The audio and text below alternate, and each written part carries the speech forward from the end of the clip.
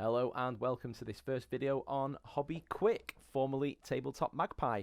I took the channel in a different direction, mainly to focus on just driving efficiency in hobby time. I'm quite busy, I've got a full-time job, two small children, and I just really want to make the most of what little bits and snippets of time I get to get some hobbying done.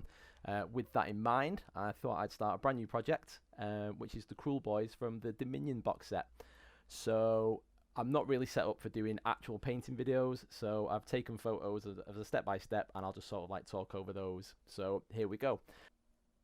So step one, obviously undercoating.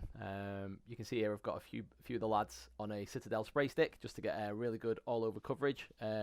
Again, driving efficiency. You can spray up to, I think, 5, 6, 7 models on these things. Get them from all angles in record time. No picking them up with tacky hands or what have you. I'm trying to turn them around on something. It just works. It's a great tool. For step 2, I was going to try a Zenithal highlight, just a touch over the black, just to bring out some of the highlights and the interesting areas, raised areas on the model. But I knew I was going to be using contrast, and contrast going over a black paint, I think you're going to be in for quite a rough ride there. So I went for quite a heavy overcoat of undercoat, really. I did the 45-degree angle Zenithal thing, but I did quite a heavy coat of grey cere just to pick out all the white again. It almost feels like counterintuitive to the efficiency that I'm trying to go for here, but it saves so much time in the long run. It really was worth just a couple of extra minutes, just getting the white undercoat down on top of the black. That was step 2, and with that we go on to step 3. Skin tones. Step 3 is plague bearer flesh on all of the exposed skin areas. It looks like I've misplaced the actual file photo for that, so here's step 4, which has the leather sections painted as well. The leather is wildwood, and nobody is going to tell me that there is a better looking leather paint out there. Certainly contrast paint anyway. It just works so well. I understand it's for Sylvaneth and trees and whatnot, but just as a leather tone, it just looks absolutely brilliant for me. And with that, we find ourselves at step 5. This is black Templar contrast on the armor sections, on the weapon tip or blade end, the bottom end, pommel, is it, of the spear shaft. And I also did the bandages or the wraps on this guy's legs, only because I've not got a grey. I was going to go for like a dirty grey sort of colour. I've not got that, but I think the black works fine. And as these are infantry models, I'm not too bothered about that. Yep, just one coat of black Templar, and that's step 5 done. We're absolutely romping through this process now. It's the second time I did it. I did a test model before this model, and I think that by the time we get to the end of this first group of 10 boys, I think it's going to be down to, I don't know, maybe 12 minutes.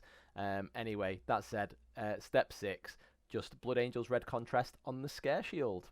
Easy as that. For step 7, we revisit the skin tones. This is just one layer of the shade BL Tan green. I've noticed that on photographs it can look a bit blotchy, a bit splodgy, like it's not covered the plague bearer very well. Whereas when you've actually got these guys in your hand, you can see that everything looks quite well covered, and it all seems quite even. So maybe just a technical glitch, who knows? But yep, that's it. Just a really quick go over the flesh, over the plague bearer with BL Tan green. And our final step 8 is some Iron Warriors metallic paint over the armor and the weapon sections that we painted with Black Templar earlier. And I also picked out the teeth and the eyes on the scare shields with a little bit of grey cere base paint. And that's it. I painted the base in a matte black from Army Painter, which is my absolute go-to for basing now. Just whilst I decide what to do with the base. And that's it. I did a like stopwatch timing of myself doing this, and it was 14 minutes and 46 seconds, not including drying time. I mean, you can't really moan at that, can you? And to round out this little video, here's a couple of close-up shots. Absolutely, there is some detail that we can go back and pick out later.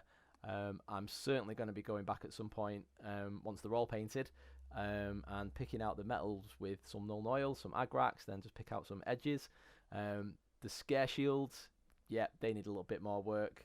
Wrong size brush not in the best state, but it was just like a proof of concept really, this, and I was just really happy with it, which is why I really wanted to make this video and to share it, to hopefully get people to utilize what little bits of hobby time you get each day or each week and just make the absolute most of it, and just to show even more, just to show that this system certainly works for me, why I'm so happy with it. These shot of the two lads from the back, I think, highlights quite well just how well this Zenithal plus trademark Zenithal plus undercoating works. You know, you can see like towards their arms and the side of the rib cage that was to get towards the shield there are quite a lot darker. You know, much brighter leather at the top, going down to almost black on the bottom half of these models. Just overall, I'm just really happy with how they've turned out. I'm looking forward to getting the rest of them done. And I hope somebody's a little bit inspired by this at least. You know, you can look at your big box of Kruleboyz and hopefully think, yeah, I can get stuck into these now, and I'm going to do a damn sight better job than Lee. So thanks very much for watching, guys, and yeah, good luck. Now, get out of my swamp.